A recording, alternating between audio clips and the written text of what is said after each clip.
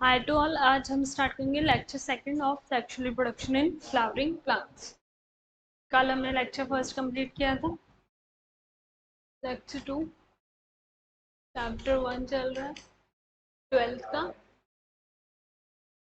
Sexual reproduction in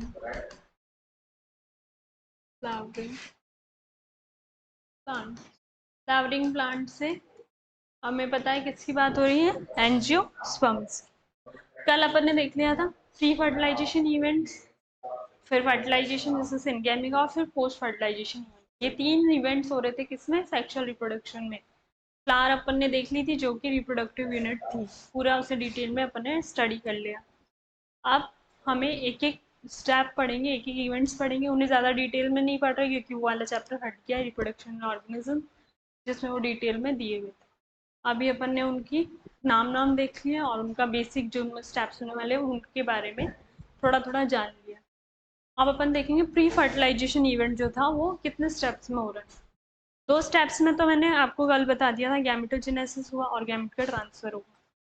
ठीक है, gametogenesis यानी फॉर्मेशन हुआ गैमेट्स का, मेल एंड फीमेल, और गैमेट का ट्रांसफर हुआ उसके बाद। उसके अलावा और कौन कौन से स्टेप्स हैं एक बार वो भी देख लो। The pre fertilization events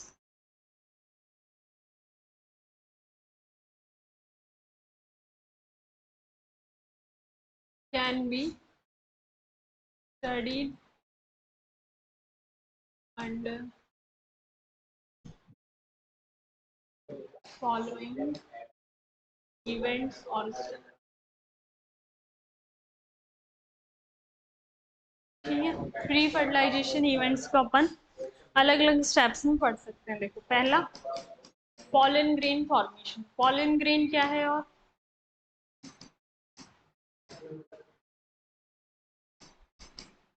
pollen grain हम आगे चल के देखेंगे, ये होता है मेल गैमेट। दूसरा अपन देखेंगे एम्ब्रियो सैक फॉर्मेशन।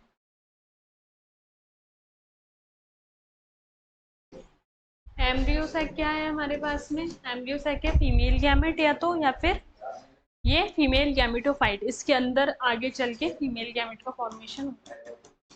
उसके बाद पॉलिनेशन कैसे होगा? पॉलिनेशन क्या है? कैसे गैमेट का ट्रांसफर, मेल गैमेट का फीमेल गैमेट तक ट्रांसफर होगा। और देन लास्ट स्टेप हम पढ़ेंगे पॉलिन पिस्टल इंटरेक्शन।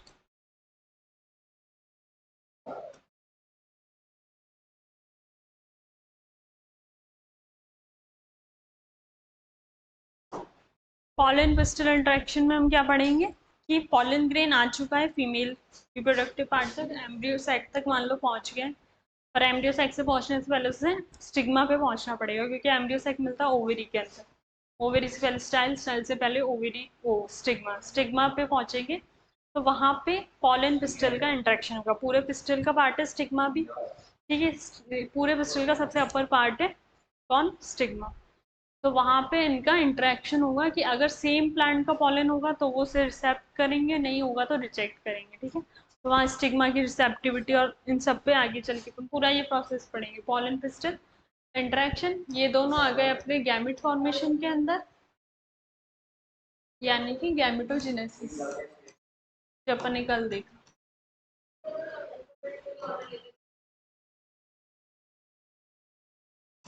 और ये आ गया हमारा गैमेट ट्रांसफर। ठीक है, तो वही दोनों स्टेप है, उन्हें अलग अलग डिटेल में नाम देके बोला है। पॉलन ग्रेन को मेल गैमेट अभी लिखते हैं आगे, ठीक है, इतना नोट कर लो आप पहले।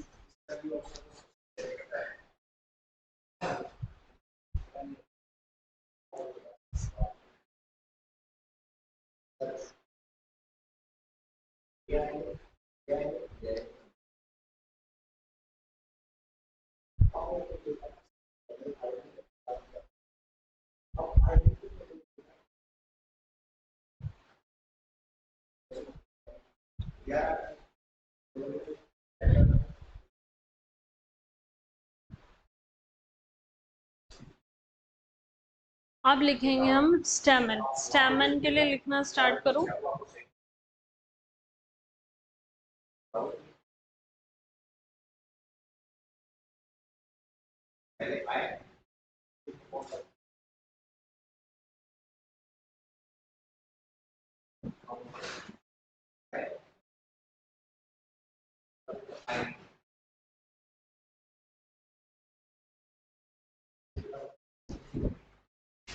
स्टैमन,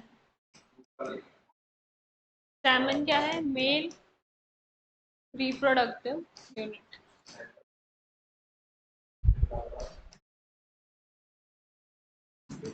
ये हम कल देख चुके, स्टैमन क्या था? Male reproductive unit. अब अगर आपने मॉर्फो में ध्यान से पढ़ी हो उससे कभी, तो वहाँ जब एंडोशियम पढ़ते हैं तो वहाँ अपन देखते हैं कि स्टैमन्स का जो है नंबर और इनकी लेंथ, ये सब क्या होती है? अलग अलग होती है, अलग अलग फैमिलीज में अलग अलग होती है, और ये एक यूनिक फीचर भी होता है हर फैमिली के लिए डिस्क्राइब करने के लिए। स्टैमन के अलग अलग नंबर्स के लिए अलग अलग कंडीशन बनती है, मोनोअडेल्फस, डायडेल्फस, पॉलीअडेल्फस, ठीक है। अगर डायडेल्फस का एग्जाम्पल पूछा है जाए आपसे, जो कि बहुत कॉमन एग्जाम्पल है ना, बहुत बार अपने बुक में मेंशन है, वो अलग अलग जगह पे काफ़ी चीज़ों में वो एग्जाम्पल बनता है। और डायडेल्फस कंडीशन भी उसकी बहुत अच्छी है।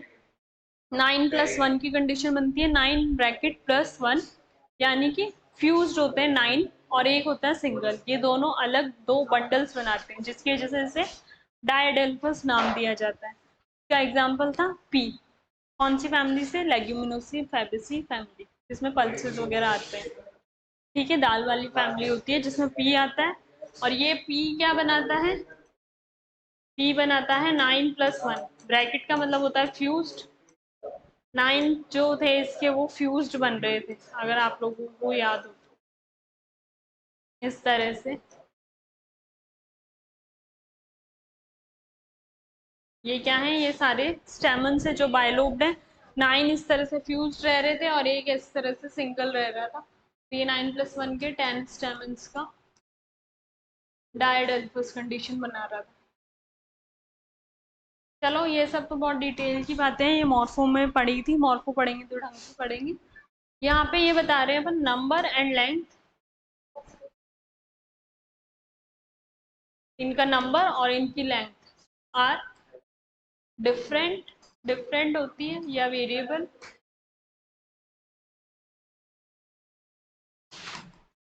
इन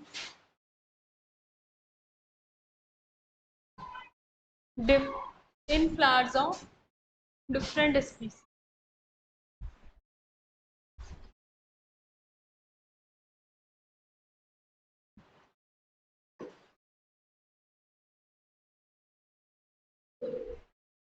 मतलब अलग अलग स्पीसीज जो होंगी फ्लावर्स की, तो अलग अलग फ्लावर्स होंगे, अलग अलग स्पीसीज होंगी, तो उनके जो स्टेमन्स होंगे उनके नंबर या फिर उनकी लेंथ, ये कुछ भी क्या हो सकता है? अलग अलग हो सकता है। एक होता है टेट्राडाइनमस कंडीशन, उसमें क्या होता है? 4 होते हैं लॉन्गर और 2 होते हैं शॉर्टर, 2 शॉर्टर स्टेमन्स होते हैं बाहर की साइड, 4 होते हैं लॉन्गर इनर की साइड। ये मिलता है ब्रेसिकेसी फैमिली में, ठीक है। मतलब तो इससे मैं बता रही हूँ कि एक लेग्यूमिनोस फैमिली, एक ब्रेसिकेसी है, तो लेग्यूमिनोसी में अलग है स्टेमन्स का अरेंजमेंट भी अलग है, नंबर भी अलग है, लेंथ भी अलग है। ब्रेसिकेसी में भी उसका अलग नंबर है, उसकी अलग लेंथ है, उनका अलग अरेंजमेंट है, ठीक है। तो यहाँ अपन ने देख लिया स्टेमन को मेल रिप्रोडक्टिव यूनिट बोला, इनके नंबर वगैरह अलग है, इसका स्ट्रक्चर देख लो। एंथर होता कैसा है? जनरली बायलोब, ठीक है। तो ये अपन इसके 2 लोब्स बना रहे हैं, ये है एंथर और ये नीचे वाला पार्ट होता है फिलामेंट, और ये पूरा पार्ट होता है स्टेम, ठीक है। अब मैंने आपको कल भी बताया था एंथर वाला पार्ट क्या है? रिप्रोडक्शन में काम आएगा, ठीक है। और जो फिलामेंट वाला रिप्रोडक्शन में कोई रोल प्ले नहीं करेगा, तो ये वाला रिप्रोडक्शन में काम लगाएगा, इससे अपन बोलेंगे फर्टाइल। तो ये होता है फर्टाइल पार्ट, यहीं पे सारा पॉलन ग्रेन का फॉर्मेशन होना वगैरह सब यहाँ होगा, ठीक है। और ये होता है अपना non fertile part. Non fertile के लिए अपन क्या नाम दे सकते हैं? इसे स्टेराइल पार्ट, ठीक है। फर्टिलाइजेशन में नो इन्वॉल्वमेंट। दिख कैसा रहा है? दिखने में है ये लॉन्ग, स्लेंडर, पतला दुबला है, स्लेंडर वर्ड उसके लिए लॉन्ग है, थिक नहीं होता है, लॉन्ग स्लेंडर होता है, और इट्स इस लाइन से क्वेश्चन बना हुआ है ये जो मैं अब लिखने जा रही हूँ, ठीक है। इट्स प्रॉक्सिमल एंड, कौन सा एंड? Proximal and. अच्छा पहले डायग्राम में देख लो, यहाँ लास्ट नीचे क्या होगा? थैलेमस होगा, थैलेमस या कोरोला, जिससे ये एंड्रोशियम क्या होगा? अटैच्ड। कल अगर आपको फ्लावर की स्ट्रक्चर याद हो, नीचे बनाया था पेडिसल स्टॉक, फिर थैलेमस, इसके साइड्स में कैलिक्स, ऊपर पेटल्स बनी थी कोरोला, उसके अंदर एंडोशियम एंड गाइनोशियम बन रहे थे। तो एंडोशियम या तो कोरोला से अटैच होने वाला है या फिर सीधे थैलेमस से अटैच होने वाला है। तो जो थैलेमस के पास वाला पार्ट है उसे नाम दिया है प्रॉक्सिमल, और ये जो अपर वाला पार्ट है इससे नाम देते हैं डिस्टल, जहाँ एंथर है। तो ये ध्यान रखना है, वहाँ एंड में कंफ्यूज कर दिया था, डिस्टल एंड बोल दिया था और उसे बच्चों ने ठीक कर दिया था। तो डिस्टल पार्ट के पास में कौन मिलेगा हमें? एंथर। और प्रॉक्सिमल पार्ट कहाँ मिलेगा? थैलेमस के पास। तो it's proximal end attach to thalamus और कोरोला, या तो थैलेमस से अटैच होगा या फिर कोरोला से अटैच होगा। नोट करो।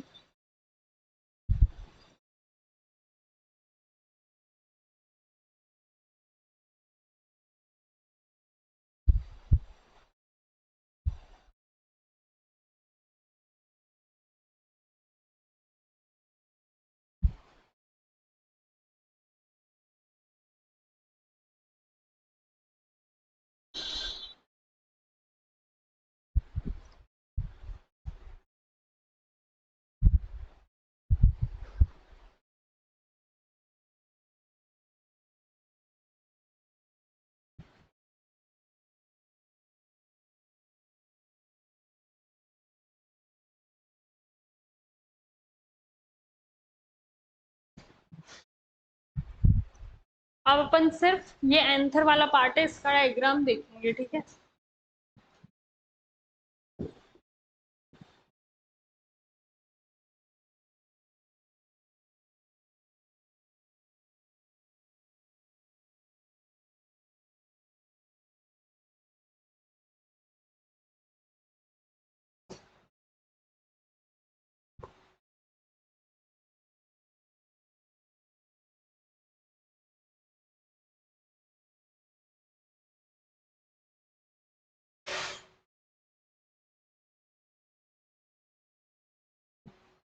ये हम इसका ट्रांसफर सेक्शन देख रहे हैं, ठीक है। अभी अपन ने देखा वो कैसा था? सिलेंड्रिकल था, फिलामेंट नीचे और उसके ऊपर बायलोब डालते हैं, उसे अपन ट्रांसवर्सली कट करेंगे। ट्रांसफर सेक्शन जब कट करेंगे तो वो इस तरह से दिखेगा। ये है पूरा एंथर, अपर पार्ट, ये अपर पार्ट है एंथर, और लोअर पार्ट है यहाँ ये फिलामेंट, ठीक है। इसके अंदर हमें अब यहाँ पर अगर अपन देखें एंथर कैसा दिख रहा है? बायलोब, बायलोब कैसे? एक लोब ये और एक लोब ये, तो ये कैसा दिख रहा है? Bilobed. Two lobes in each,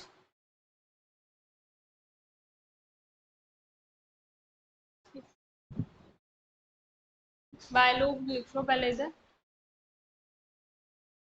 bilobed. और हर एक लोब के अंदर दो माइक्रोस्पोरेंजिया, ये माइक्रोस्पोरेंजिया, ये एंड। तो हर लोब में दो माइक्रोस्पोरेंजिया, तो ये कैसा है? टेट्रास्पोरेंजिया, चार टेट्रास्पोरेंजिया, ठीक है।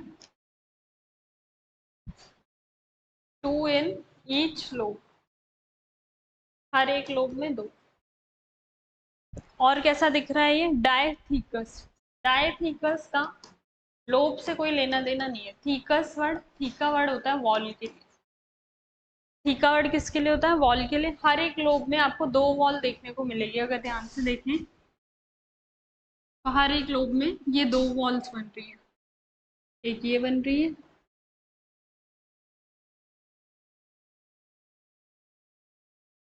ये यहाँ आके एंड हो रही है, और ये दूसरी वॉल बन रही है।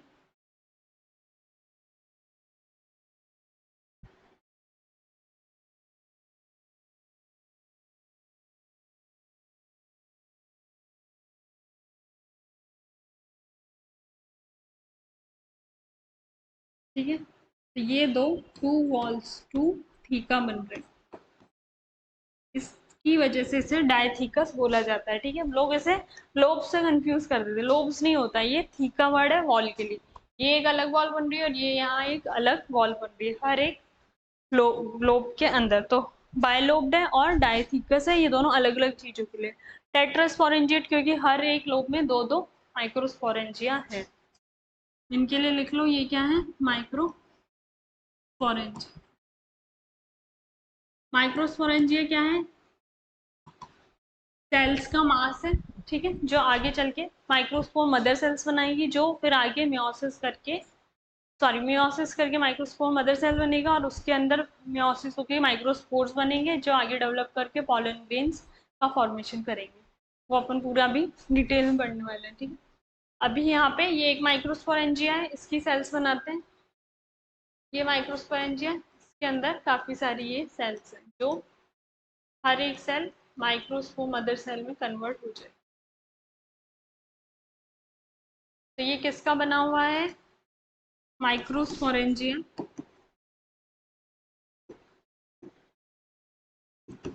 इसका टिश्यू है होमोजीनस, सारी सेल्स एक ही चीज में कन्वर्ट होगी, होमोजीनस माइक्रोस्पोर टिश्यू।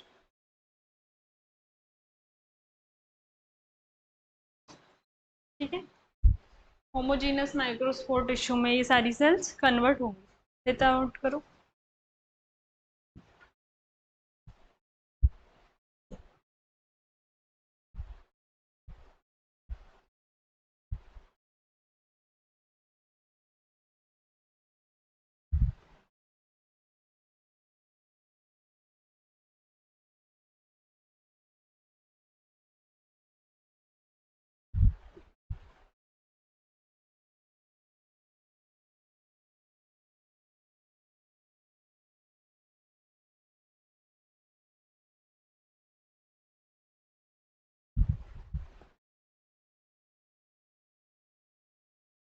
ये होमोजीनस और स्पोरोजीनस लिख लो, स्पोर्स बनाएगा ना पहले, माइक्रो वर्ड नहीं दिया इसे, यहाँ पे से नाम दिया है स्पोरोजीनस।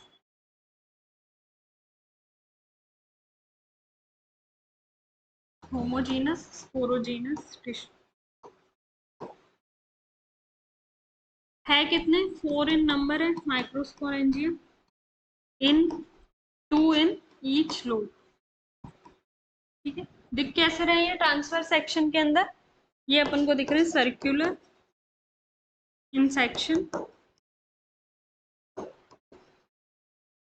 ठीक है, और ये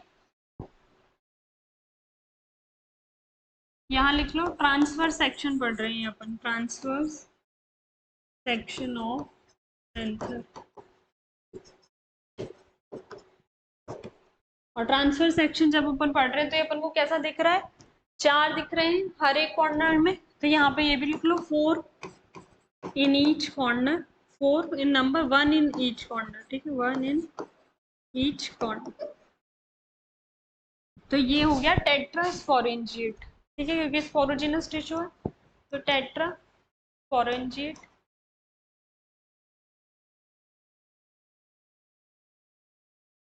स्ट्रक्चर ऑफ एंथर। यहाँ अपन लिख चुके हैं टेट्रास्पोरेंजिएट एंथर के लिए, क्योंकि हर एक माइक्रोस्पोरेंजिया एक एक कॉर्नर के अंदर दिख रहा है। अब यहीं पर एक स्ट्रक्चर और प्रेजेंट होती है इसमें, ये होती है कनेक्टिव। नाम से इसका फंक्शन समझ आ जाएगा, कनेक्शन का काम कर रही है किस किस के बीच में, connect both lobes of anther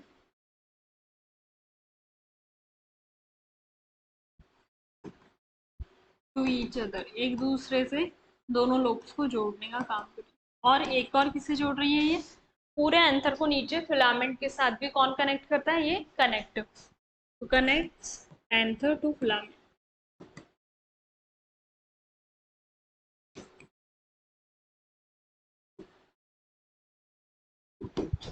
ठीक है, ये कनेक्टिव के काम हो गए।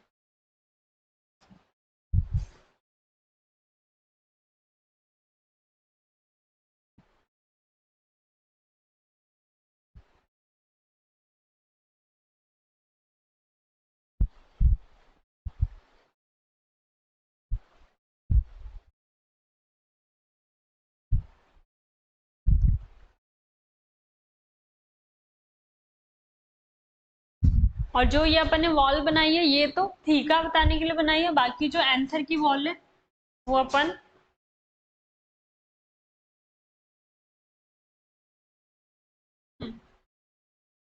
ये जो देख रहे हैं ये है पूरी एंथर वॉल। कितनी लेयर्स होती है इसकी वॉल में? 4। वो अपन नेक्स्ट लेक्चर में डिटेल में पढ़ेंगे। अभी अभी यहाँ डायग्राम में लेबल कर लो 4, ओ सॉरी, एंथर वो वॉल।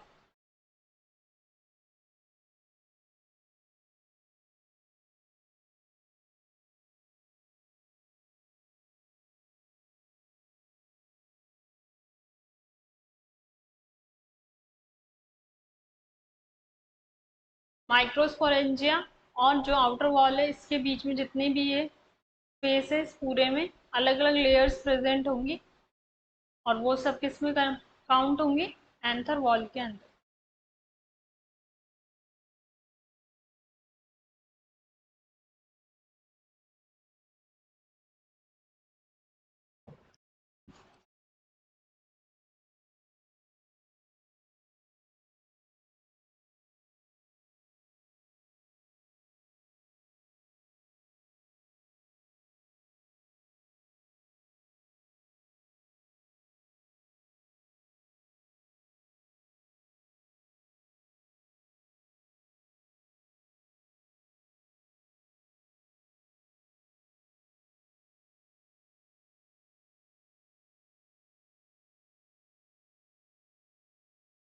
ये आ गया अपना एंथर वॉल।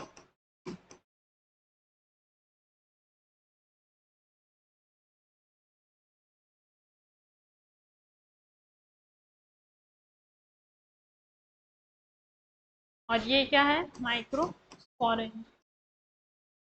माइक्रोस्पोरेंजिया और आउटर वॉल के बीच में जितनी भी लेयर्स आएंगी, layers of wall, anther wall में 4 लेयर्स ऑफ वॉल प्रेजेंट, यानी ये वॉल 4 लेयर्स के अंदर प्रेजेंट होगी एंथर वॉल। तो ये एंथर वॉल और माइक्रोस्पोरेंजिया के बीच का डिफरेंस हो गया। ठीक है, अब एक अपन को एक्सेप्शन लिखना है किसका? जो एंथर है उसका। एंथर अभी अपन ने कैसा पढ़ा है? बायलोब पढ़ा है, टेट्रास्पोरेंजिएट पढ़ा है और डायथीकस पढ़ा है। अब इसी का ही एक्सेप्शन लिख लो।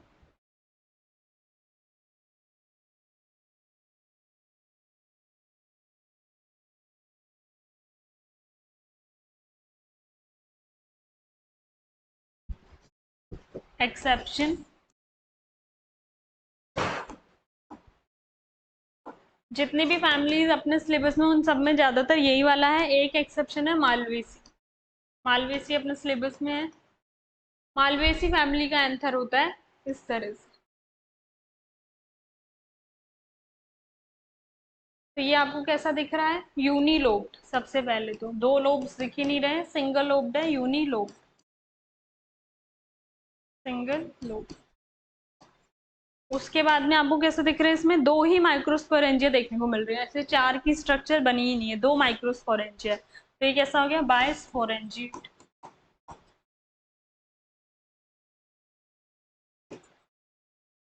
और थीका दिख रहा है इसमें?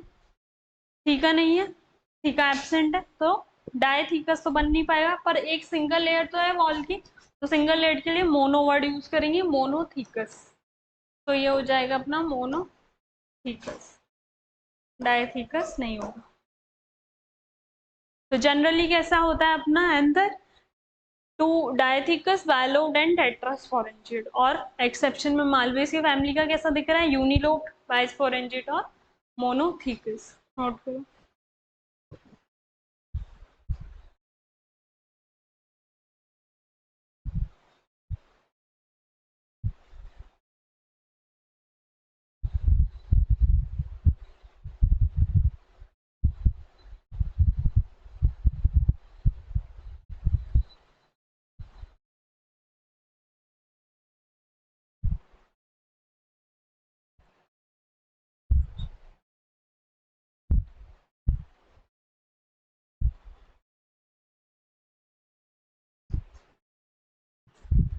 ठीक है, अब देखो अपन ने देखा माइक्रोस्पोरेंजिया। ठीक है,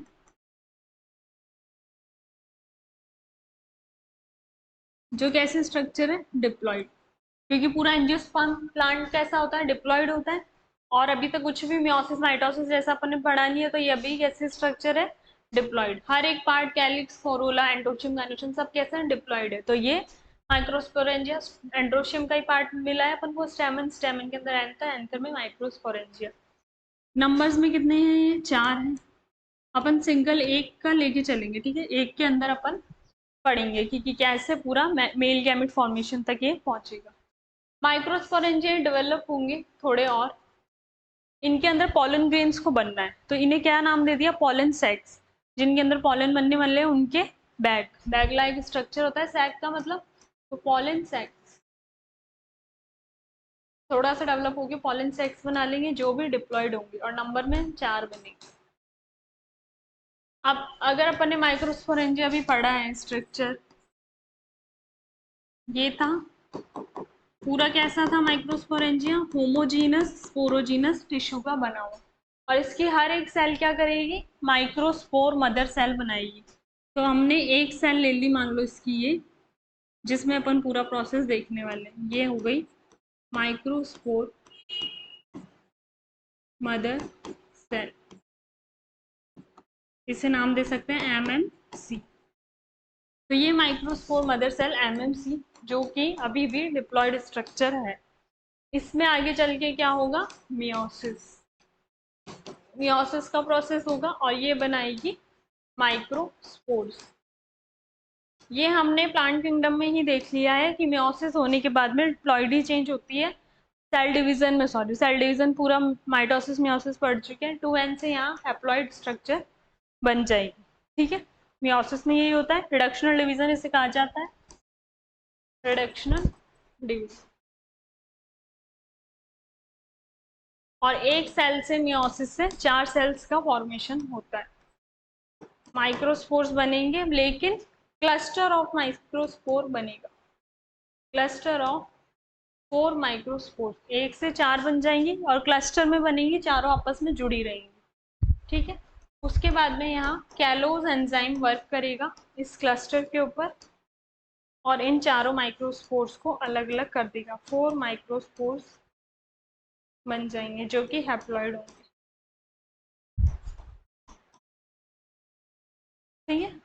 तो ये 4 माइक्रोस्पोर्स का फॉर्मेशन हो गया, और फिर इनसे आगे चल के पॉलन ग्रेन्स का फॉर्मेशन होगा, ठीक है। तो यहाँ क्या हुआ, एक सेल ली माइक्रोस्पोर मदर सेल में। अब देखो माइक्रोस्पोर्स बन गए, अभी तक माइक्रोस्पोर मदर सेल का नाम चलता आ रहा है। यहाँ अपन ने पॉलन सेक्स क्यों बोला, क्योंकि अल्टीमेटली जो मेल गैमेट बनेगा उसका नाम होगा पॉलन ग्रेन। तो पॉलन ग्रेन सब माइक्रोस्पोर से ही बन रहे हैं, लेकिन बनेंगे क्या, पॉलन ग्रेन, और पॉलन ग्रेन को जाके मेल गैमेट का नाम दिया जाएगा, इसलिए यहाँ अपन ने पॉलन सेक्स नाम लिया। तो यहाँ भी अपन क्या लेंगे, इसे माइक्रोस्पोर मदर सेल के अलावा पॉलन की भी मदर कहेंगे, पॉलन मदर सेल, PMC। तो माइक्रोस्पोर मदर सेल बोला हुआ हो या पॉलन मदर सेल बोला हुआ है, बात एक ही है। बाद में माइक्रोस्पोर, माइक्रोस्पोर से अब जो पॉलन ग्रेन बनेंगे वो होगा मेल गैमेट, इतना नोट करो।